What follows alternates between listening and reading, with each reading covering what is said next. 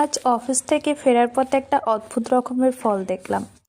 ঠিক আপেলও বলা যায় না, আর ঠিক কুলও না। দোকানে গিয়ে জিজ্ঞাসা করলাম ফলের নাম।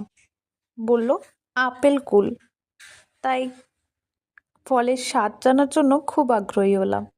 ফলটা খেতে কেমন না জানার কারণে অল্প সামান্য একটু কিনে নিয়ে আসলাম। আর প্রথমেই খুব সুন্দরভাবে এটাকে পরিষ্কার করে নিলাম হাত দিয়ে। ধোয়া কমপ্লিট হলে বাটির মধ্যে নিয়ে নিলাম ফলটা। দেখো ঠিক আপেলের মতোই দেখতে লাগছে, অ্যান্ড কিছুটা কুলের মতো।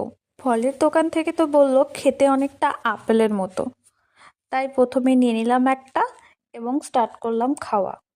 ও মা, খাওয়ার পরে দেখি এ তো পুরোই কুলের মতো টেস্ট। আর ভিতরে কুলের যেরকম একটা বীজ থাকে সেম, এই যে দেখো আপেলের কোনো